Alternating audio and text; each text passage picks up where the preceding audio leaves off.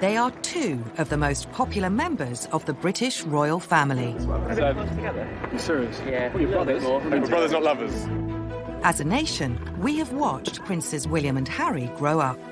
They were a solid unit as kids because no one could understand, apart from them, what they had been through. Get this on camera. You forgot your boots. Their relationship is characterised by a deep brotherly bond. He is the one person on this earth we can talk about anything and give each other support. But they also share a competitive streak. Harry wanted to win. Oh my goodness, he wanted to win. And a unique royal rivalry. Did you just ever dig at his baldness? He's What, sorry? His baldness. He's pretty rich coming from a ginger. But now the boys have grown up, are they growing apart? As family, do you ever have disagreements about things? Oh, yes. Could recent report of a rift between the Duchesses of Cambridge and Sussex be hiding a private feud between the princes? The girls weren't as close as perhaps they might have been, but actually, the real issue wasn't between Meghan and Kate, it was between William and Harry. I never thought that those boys would ever fall out. But it seems to me there's been a seismic shift within the House of Wales. If true, what's behind the tension and fallouts? As I was told it by a number of sources, he went ballistic. Just two guys growing up and going their separate ways. They're going to have different ideas. The last thing you disagreed on, how do you resolve it? Is it resolved? We don't know. Things got actually so bad between them that there was a period of time when they actually weren't talking to each other. And what would a royal rift mean for the British monarchy? The future of the monarchy rests on the shoulders of William and Harry. If there actually was a real rift, it would cause severe embarrassment, it would cause no end of trouble.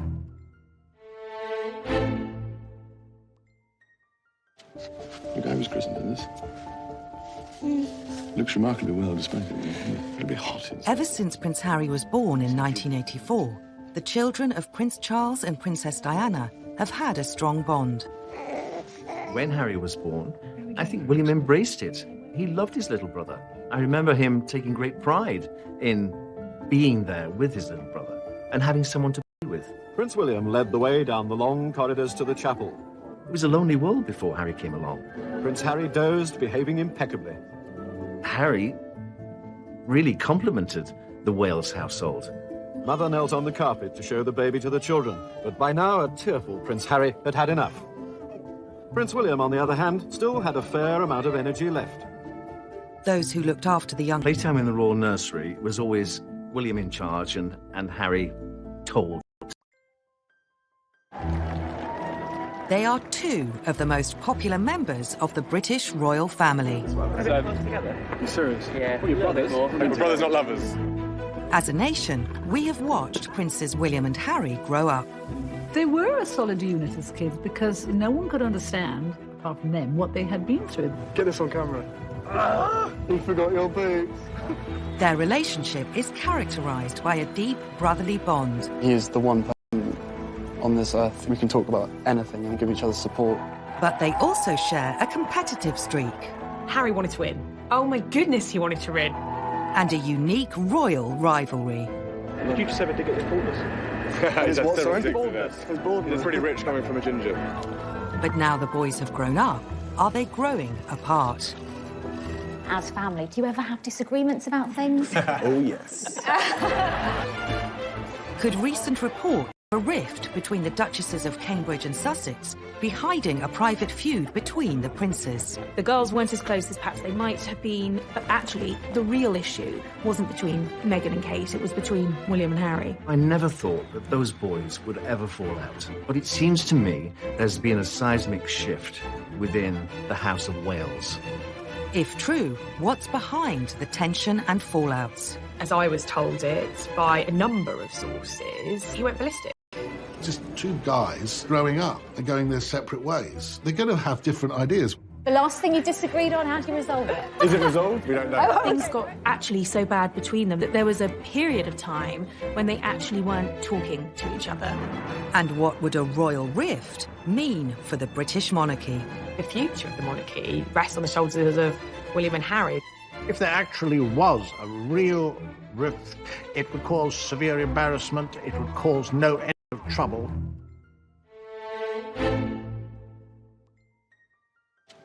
The guy was christened in this. Looks remarkably well, despite it.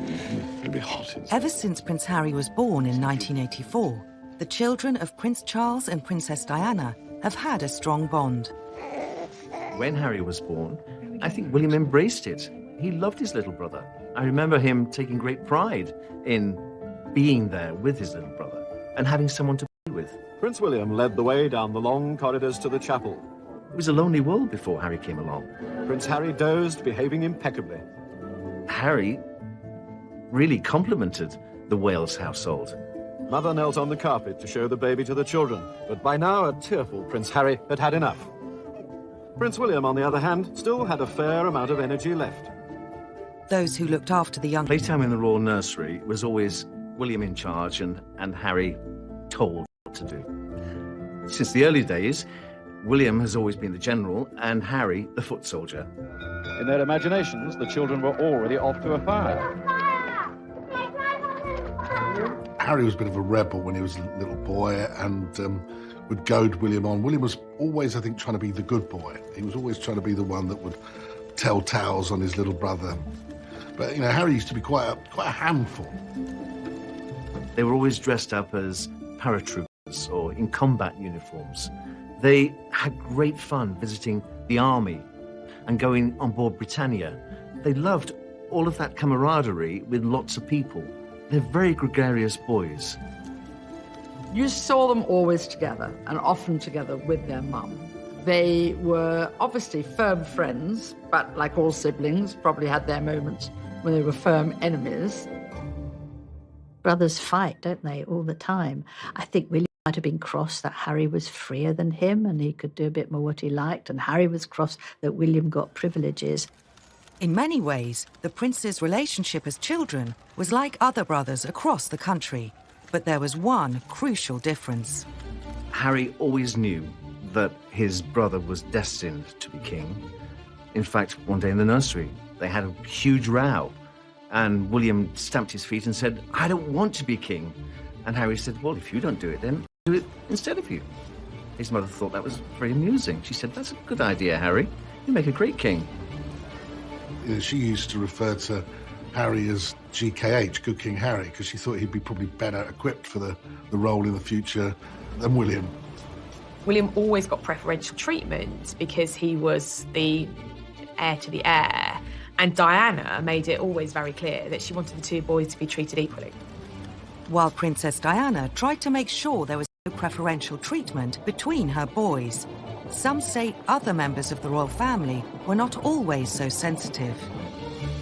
When they would go to see the Queen Mother at Clarence's house, the best sandwiches and the chocolatiest biscuits were always kept aside and offered first to William. Harry would have to wait. And Diana was aware of this, and I think that was why she always made a point of petting Harry, of just giving him that little bit of extra attention, because Harry knew that William was the number one son. But William and Harry's parents had difficulties of their own. By the time the boys were old enough to kind of get a feeling of what was going on, the household was pretty fraught between Charles and Diana. They would have heard raised voices.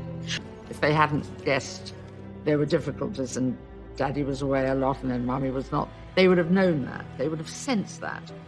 Every effort was made particularly to protect Harry from the problems in his parents' marriage. William, obviously being that much older, was more aware of the arguments.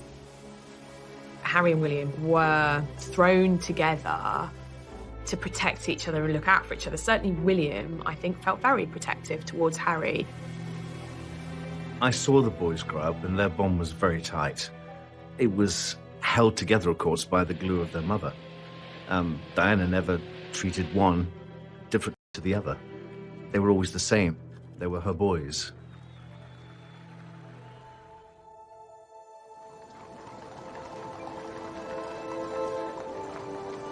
In 1997, disaster struck the Wales household when Princess Diana died in a car crash. William was 15 and Harry 12. The two princes, whose heart cannot go out to those boys today? Who can avoid a choke in the throat at the sight of them? They began the week as boys, they've ended it as men. We've seen them almost visibly mature in front of our eyes. When the princess died, we as a nation watched their hearts break. And William and Harry were never the same again. Courage of these two boys. For everybody in the UK, those images are kind of burned on the national consciousness. One of the reasons that many people mourned Diana, apart from just the tragedy of her death itself, was that these boys were going to lose something huge at a very important stage of their lives. The two princes bonded over the death of their mother, turning to each other for support. I think without any doubt that would have brought the brothers together because they both understood. And also boys at that time, and probably still, embarrassed about showing emotion, but they could to one another. No one could understand, apart from them, what they had been through. They lost their mum at a very early age. It is our problem that we've expected them to stay that tight because they're people. They're just people. And people change and relationships change depending on what's happening in your life. Diana's death left Charles with sole responsibility for the boys, something he felt keenly.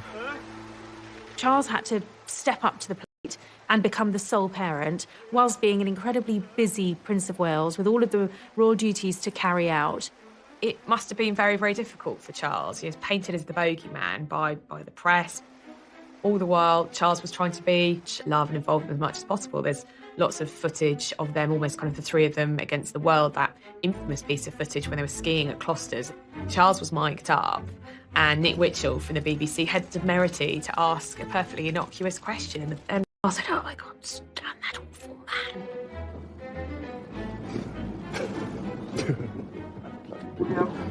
I got better. So brilliant. And the boys were kind of tittering in the background and obviously kind of supporting Dad. It was like them against the rest of the world. And that was fine. That's actually how it should be. That felt right to me. They were a proper unit. Very well. But the unit of three would split when William left home for a gap year followed by university. And Harry was left to follow his own path, leading to reports of the prince's first feud. That was the first time the brothers really fell out. Harry refused to speak to his brother or forgive him for some time.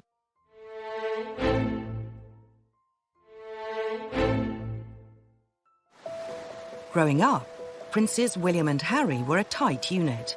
But when William went off to university, the dynamic changed. I think William was a very good influence on him. And for the first time, they were living in different places. That was a difficult time for Harry because his dad, of course, Prince of Wales, is a bit of a workaholic and was doing all his duties as heir to the throne. William had gone away. And so Harry sort of had the run of Highgrove and was involved in drinking too much. The brothers at that particular time were going in separate ways, and so William wasn't really there to sort of put his hand on his shoulder and say, are you going the wrong way here? You're not doing yourself any favours. At this point, there were fears William and Harry could fall into that old royal trap of the more sensible, stable heir to the throne and the wayward younger prince. Something many saw a generation earlier in the relationship between their father, Prince Charles, and his brother, Prince Andrew. The heir and the spare has always been a thing in the royal family. Harry liked to party, and there was a period where Harry was drinking, he was experimenting with drugs. You know, there was a point where he was a bad boy and he was partying all the time, and everybody was going, my God, you know, this is what happens to the spare. But behind the tabloid headlines, some say the coverage itself was causing tension between the brothers. Harry has obviously got into some scrapes which have landed him on the front pages of the newspapers, but at plenty of those parties, particularly the teenage parties, William was there. Harry served as a really useful decoy. That was the first time the brothers really fell out because Harry resented the fact that he'd taken all the blame. But of course, William was the heir. Harry took the flak, and he was very cross about that. He refused to speak to his brother or forgive. Able to enjoy a relatively normal university life. He was very good looking, looked like his mum, had that amazing mop of blonde hair. All men wanted to be mates with him, all girls wanted to date him. And yeah, he enjoyed himself. He had a good time. It was also at university that William would meet another big influence in his life, his future wife, Kate Middleton. That's another difference in their life, that from pretty early on, William was with one woman that he ended up marrying, and Harry wasn't. But how would Kate's arrival affect the brothers' relationship? Would William and Harry restore their close bond, or drift further apart? I haven't got my polo boots. Get this on camera. You forgot your boots. Oh my god, that's another classic. Here, use borrow my ones that Marcus got. That's just about the stupidest thing I could have done. By their late teens, early 20s, Princes William and Harry had gone their separate ways, with William finding love at university and Harry finding it difficult to stay out of the newspapers. The younger prince would ultimately find discipline and structure by fulfilling his childhood dream of joining the army. I think the army was really the making of Harry. He made it his thing, and he was incredibly good at it. Going into the army was an escape, and of course, for the first time, he could just be kept in Wales. And I think he rather loved that, but he sort of needed that to, as it were, grow up and grow into who he wanted to be. He became a hero overnight. I remember one documentary where he was talking to a reporter. Maps all over the place, digimaps. And suddenly they got the call to go somewhere, and off he went. And you think, oh, wow, he's actually kind of on it.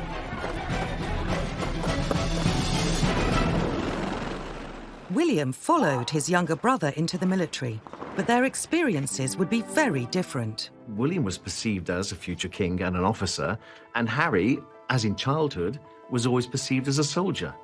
And so the two followed very different paths. While William always had a clearly defined future, Harry found his calling in the army. The younger prince had found his purpose. Harry, he created this world for himself, which was a lot more interesting and on many levels a lot more fun than William's dutiful role. When Harry came back from Afghanistan, the two brothers were reunited when they began helicopter training at the same time. They shared a house for 6 months and gave the odd interview to the press. Yeah, so I remember. You serious? Yeah. Your brothers? We're brothers, not lovers. In the interview, you get nice digs where Harry To me, I think we've established that from school, but when it comes to all that, I think I'm much better hands-on. And when you find so... Baldness, sorry? William has a go at Harry for being ginger, and they're just nice little digs that happen in all families. Did you just ever dig at his baldness? He's what, sorry? His baldness. It's pretty rich coming from a ginger, so I'm quite happy to take that on this one. In the royal family, there's always a banter about which service is the best. Much inter-service rivalry is there between you two? None at all. No, not at all, really. I mean, everyone knows the army's better than the I'm a cavalry boy anyway, so it's fine. There's good bands between army pilots and our pilots, obviously, as well. And naval pilots, just, in the background, they didn't do anything, so it's fine. William, at this stage, is training to become a Sea King pilot for search and rescue. Harry is upgrading to Apache training. The helicopter course is a very strenuous course, but he's managed to get through it, so I reckon I can. Yeah, I just said something nice, you can say something nice. He's great. And it's the last time they lived together. They lived together in a farmhouse. First and last time we'll be living together. It's been a fairly emotional experience. So there is that kind of ribbing, jesting that I think is a real kind of cornerstone of their relationship. Bearing in mind, I cook him and feed him basically every day. I think he's done rather well. I told us the other week that he did all the washing up. He does do a bit of the washing up, then he leaves most of it in the sink, and then it comes back in the morning and I have to wash it up. Oh, the lies. Yeah, he snores a lot as well. It keeps me out all night long. Not good. I think we're showing a bed. No, I think that's very important we say that. While William went on to an admirable career as a search and rescue pilot, he was increasingly focused on royal duties and his home life. On the 29th of April 2011, he would marry his long-term girlfriend, Kate Middleton, in Westminster Abbey, with his brother Harry by his side. All was well in the House of Wales. Harry was delighted to be best man, but then again, William couldn't really have asked anyone else. He was always going to ask his brother, and Harry did a sterling job. These two young men who were emerging, obviously, at this very, very special moment, looking so great and so proud. I was actually at that wedding, and I remember them walking towards the Abbey together, and they were kind of laughing and talking earnestly, and yeah, they were very close. We saw those two boys stood so proudly without their mother, stuck together like glue, as that beautiful vision, Kate, walked down the aisle. It couldn't have been more perfect. Harry had known Kate for a number of years. Harry would joke about Kate's killer legs, and in fact, he wanted to reference them in his best man speech, but he was told to take it out. He was delighted that his big bro was getting married, and I think the two brothers were very close at that stage.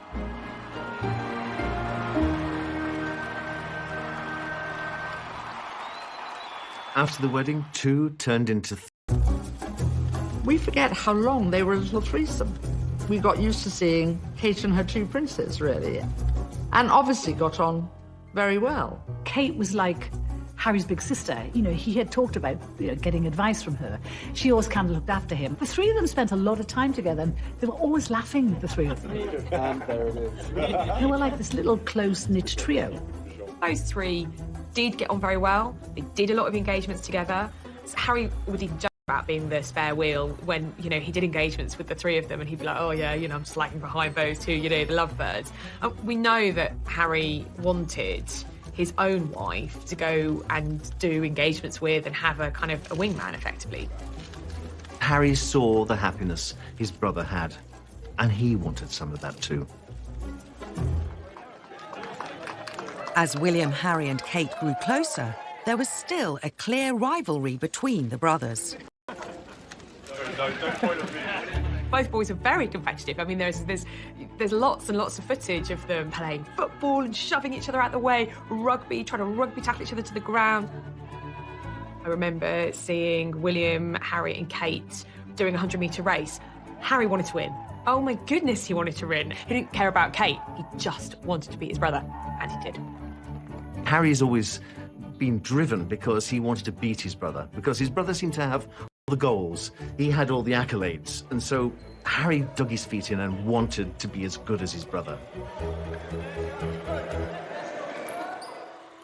But does Harry and William's relationship have echoes of the recent royal past?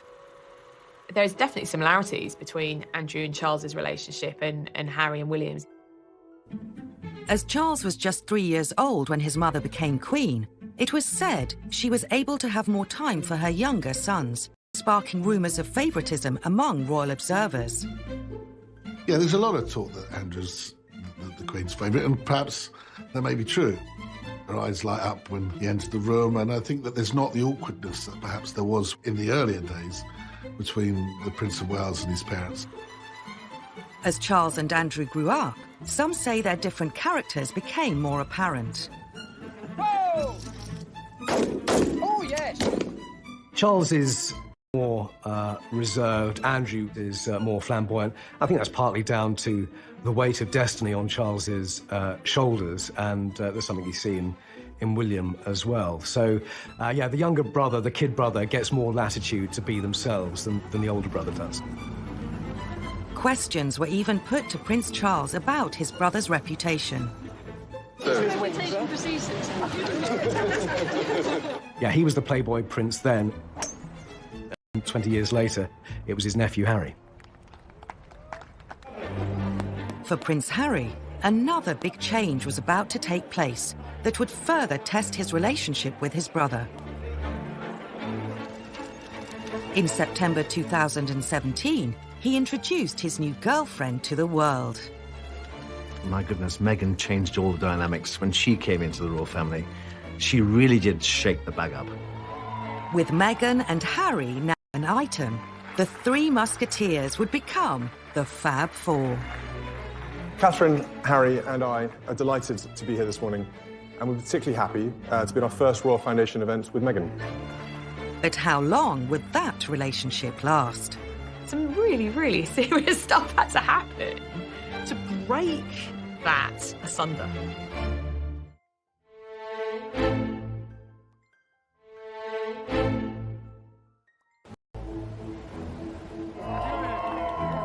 For years, Prince Harry was one of the most eligible bachelors in the world. His love life under constant scrutiny. Harry didn't ever seem to settle. I mean, he went out with Chelsea Davy, fantastically glamorous. Then he went out with Cressida Bonus, who was beautiful. And in both those girls, I think he had great relationships, but he was looking for something else. He'd seen his Brothers' relationship, which is very, very close, very happy. His brother had become a dad. Very special. And I think he was thinking, I like a bit of this, but first I've got to find the right woman. So Harry met Meghan in the summer of 2016. She's great, she's vibrant, she's fun, and Harry's over the moon. My goodness, Meghan changed all the dynamics when she came into the royal family. As a breath of fresh air, as a divorced woman, as an American, as a mixed-race lady, she really did shake the bag up. Well, obviously, Meghan and Harry is a total love story. I mean, they met, and about 16 months later, they got engaged. Most of us would think, oh, yeah, that's a pretty good time. But, of course, in royal circles, that's a fairly short time. Prince William congratulated the newly engaged couple in typical brotherly fashion. Delighted for them both, wishing them all the happiness in this very exciting time. And for me personally, I hope it means he stays out of my and stop him scrounging off all my food he's done over the last few years. But rumours were beginning to circulate in the press about William and Harry's relationship. Were the brothers as tight as people thought? The biggest cause of their so-called rift was Will's tried to walk less than a year when they got engaged. He sat him down and just told him to take it a bit slow, not to run at it.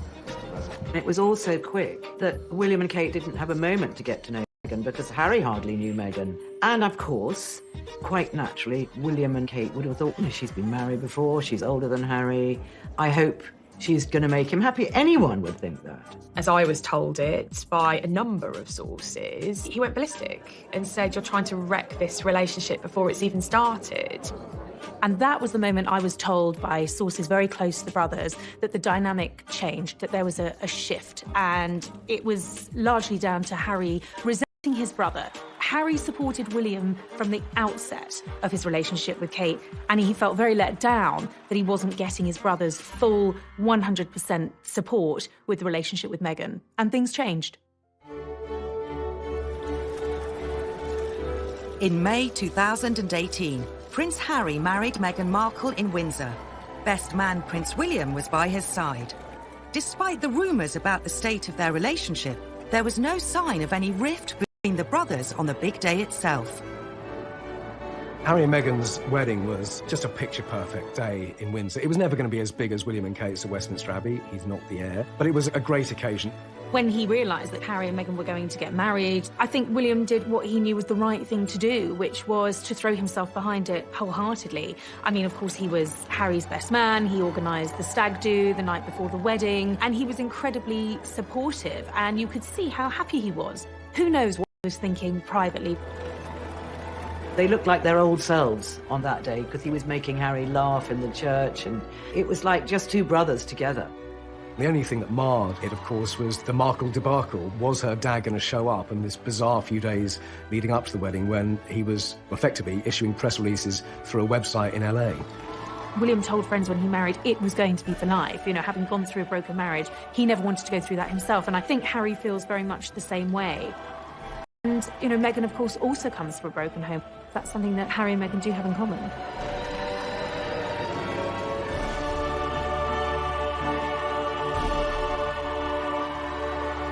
So after the royal wedding, certainly Harry and Meghan were enjoying an all-time high. They were sort of riding this wave of positive publicity.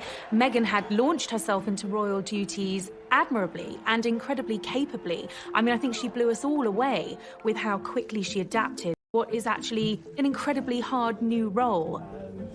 But there was press speculation about the state of the relationship between the two duchesses, Kate and Meghan. I think more was made of the rift between Meghan and Kate in the beginning. Both came to live in this country. There were stories about Meghan's high-handedness. There were stories about how Meghan had made Kate cry in the lead-up to the wedding. There was an altercation about little Charlotte's dress. So there was all of that, and that was kind of put down to this simmering feud between them. And also, I suspect there was a bit of competition between the pair of them. And I think that probably masked the real problem, which was the rift between the boys. Suggestions that there have been some cat fight between Kate and Meghan kind of clawing each other's eyes out are ridiculous, frankly. And I think what happened was that William and Harry weren't getting on particularly well. So then inevitably the two women kind of took their husband's side, as you would. There is smoke without fire. How true these stories are, possibly you take some of them with a big pinch of salt. And I certainly had been told by very reliable sources that the girls weren't the best of friends, weren't as close as perhaps they might have been, but actually the real issue wasn't between Meghan and Kate, it was between William and Harry. The houses of Cambridge and Sussex joined forces for the Royal Foundation, set up to champion charitable causes. In the press, two couples were dubbed the Fab Four. There was a projection by the media to sort of create this Fab Four, these four glamorous, iconic royals. I think the press wanted this solid unit of the new Team Windsor to take the royal family forward into the next century. But that wasn't to be. We could make a real impact. Someone actually asked them, have there been fights and disagreements? Working together as family, do you ever have disagreements about things? Oh, yes. Everyone looked so awkward and uncomfortable, and Kate was fitting with her hair, and Meghan looked... It was kind of quite embarrassing, because clearly there had been a lot of arguments. OK, the last thing you disagreed on, how do you resolve it? They come so thick and fast. But is it resolved? We don't know. Oh, we don't know. Well, you're putting on a great show if it's not. And I thought then, it is never going to work. We're stuck together for the rest of our lives, so... The question in the media remained, was there actually a rift between William and Harry? William has come to terms with the fact that his brother is now married. He's very much his own person and basically stepped back and let Harry do his own thing. So I think the relationship has improved a lot, but it certainly went through a very, very difficult stage. And was there a rift? Absolutely. Tensions between royal siblings run through the family's history. Growing up, the Queen and her sister Princess Margaret were very close. But a romance was to cause a rift between the sisters. Close. I mean, you know, it's almost as close as William and Harry in age and relationship. The rift, of course, happened when Margaret fell in love with a divorcee, Peter Townsend, who had been right-hand man to the king, her father. So those two aspects really threw a spanner in the works, because Elizabeth, as Queen, was head of the Church of England, and she couldn't condone that marriage, and of course it never happened. You could draw a parallel between the Queen and Princess Margaret and William and Harry in the sense that one was the heir and the other you could call the spare. In the days of Margaret, she hadn't got any defined role and couldn't really pick one up, at least not one that the public recognised and respected. Yeah, you see it time and time again with the younger sister or the younger brother. What do they do? They really do have to create a role for themselves. I think in many ways the Queen can relate to William and Harry's relationship. She had an incredibly close relationship with her sister Margaret. They were just as tight as William and Harry, but that closeness also came under scrutiny. That was also tested by royal parameters, royal responsibility. I don't think Margaret ever really forgave her sister for not allowing her to marry Peter Townsend, and that caused a massive fracture in their relationship. It did cause a rift for a while. So the Queen can probably have some empathy and understanding of some of the tensions between William and Harry. So how will William and Harry's relationship stand the test of time? And just how independent will Harry and Meghan choose to be? I can see Meghan and Harry saying, we've had enough. I can see them living in another country.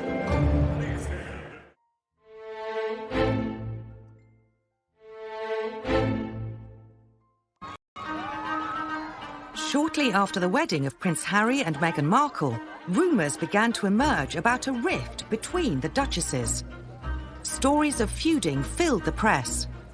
But some royal sources thought that the real rift could be between Princes William and Harry. Things got so bad between them that I was told by a very senior source close to both of the brothers that there was a period of time when they actually weren't talking to each other. Whilst on tour in Australia, the Duke and Duchess of Sussex announced Meghan was expecting a baby. It was quickly followed by the news that they would be moving from Kensington Palace, which had been home to the Fab Four, choosing Frogmore Cottage, a quieter and more private location on the Windsor estate, away from the glare of London. But was Harry and Meghan's decision to move motivated by impending parenthood, or a rift between the brothers?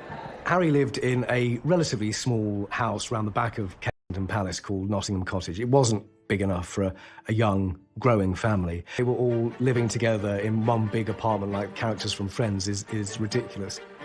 Both Meghan and Harry felt that they wanted to just be their own people, establish their own court, establish their own household, and have a sense of freedom from the Cambridges. Of course, that move away from Kensington Palace to Frogmore Cottage only fueled the rumours of a rift, of a fallout, of the fact that clearly they didn't get on and the Sussexes just wanted to be out of Kensington Palace, and therefore wasn't this conclusive evidence.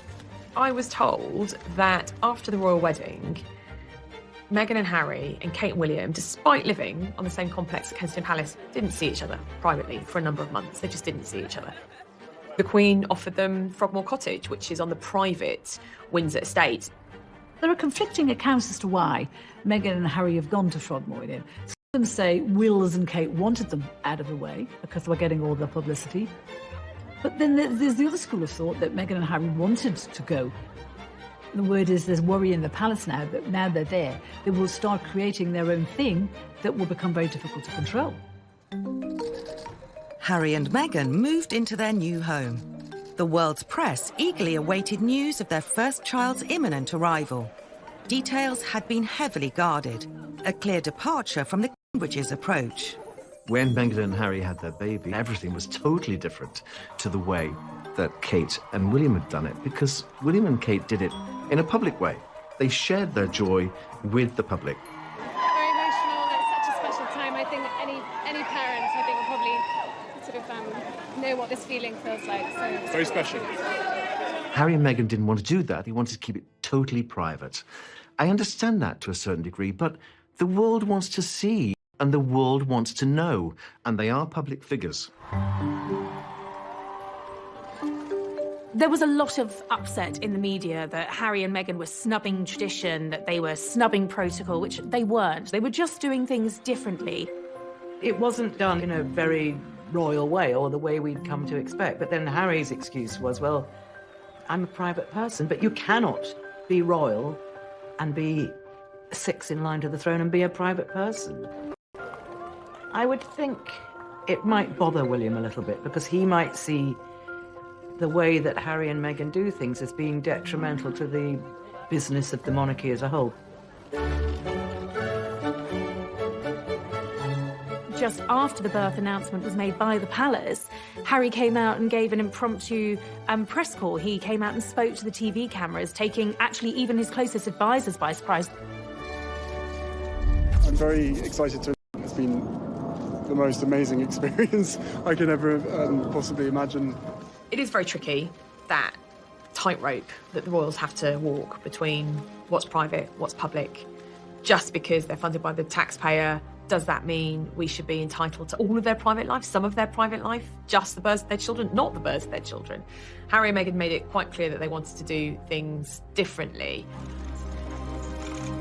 I think William, because of his position in the royal family and his children's position in the royal family, he accepts the public interest, accepts that you have to give a little. I think Harry thinks, I don't give a damn. Why should I have to give anything? I want my privacy, and I want to protect the privacy of my wife and my child, and therefore I will do what I want to do. And I think in the past, when he would have listened to his brother's advice and he would have been counselled by his brother, now I don't think he listens to his brother. Rumours of a rift were fuelled by reports that it took a few days for William and Kate to meet the newest member of the royal family. Look forward to meeting him and finding out what his name's going to be. So it's really exciting for both. It's interesting that, when Archie was born, Wills and Kate didn't actually meet him for a whole week, which I think is, that would fuel the rumours of a rift, because I think that's quite odd. Because no matter how tired Meghan was feeling or how unwell or whatever, you would still let the closest members of your family in on that, because it's a joyous event. Why wouldn't you let members of your family in? Yeah, they maybe didn't see little Archie, but maybe at that time there was a probably misunderstanding between the two. They weren't necessarily on the best of terms, but the royal family are the same as anybody else. They're a very privileged family. They've got their certain manners and protocol, but the fact is, it's just a family. That's all it is. And sometimes things aren't clicking. They may thought, let's give them a week. And by a week, you'll have been slowly getting back to normal. We all remember those days, and they may have done it because they were being kind. They may also have had work to do, engagements to be carried out, all sorts of things. In June 2019, Kensington Palace announced the Sussexes were to leave the Royal Foundation. They were splitting from William and Kate so they could focus on causes important to them. It fueled media rumours of a rift between the couples, but some saw it as inevitable, given the prince's differing future roles. I think that if anyone has any doubts about the falling out between Harry and William, you only have to look at that forum back in February. You know, we've all got that same passion to want to make a difference, but, you know, different opinions. And I think those opinions work really, really well. Take the charitable vehicle, how it was all going to be amazing, all these amazing things they did together.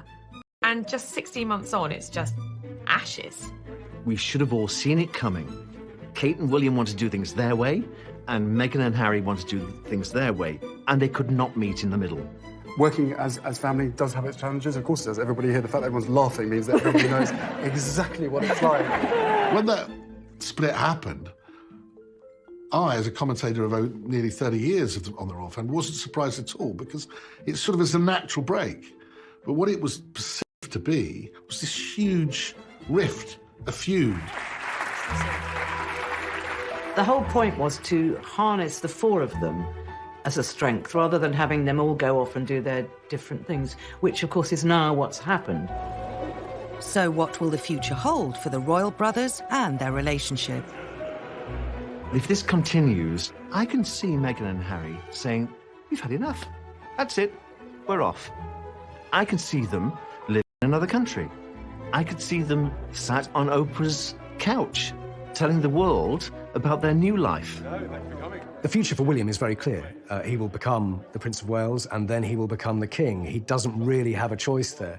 Harry's got much more latitude to live where he and Meghan want to live, and to do what they want to do, whatever projects they want to do.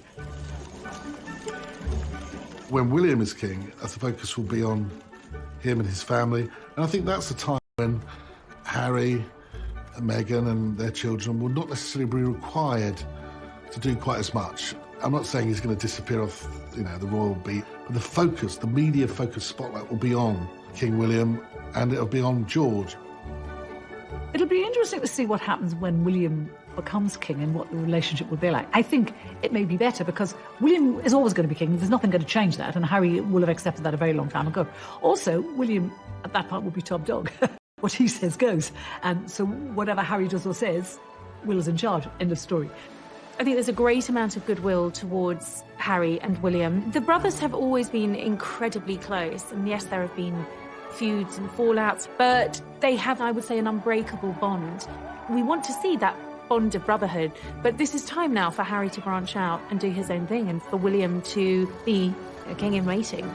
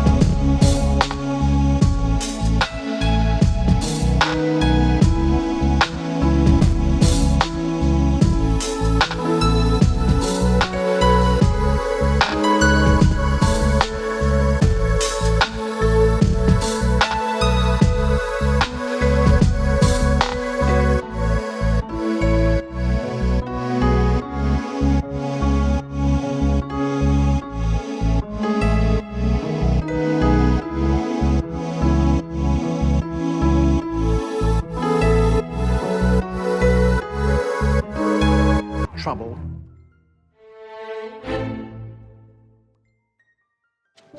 Look, I was christened in this. Looks remarkably well, despite it. It'll be hot. Ever since Prince Harry was born in 1984, the children of Prince Charles and Princess Diana have had a strong bond. When Harry was born, I think William embraced it. He loved his little brother. I remember him taking great pride in being there with his little brother and having someone to be with. Prince William led the way down the long corridors to the chapel. It was a lonely world before Harry came along. Prince Harry dozed, behaving impeccably. Harry really complimented the Wales household. Mother knelt on the carpet to show the baby to the children, but by now a tearful Prince Harry had had enough. Prince William, on the other hand, still had a fair amount of energy left. Those who looked after the young... Playtime in the royal nursery was always William in charge and Harry told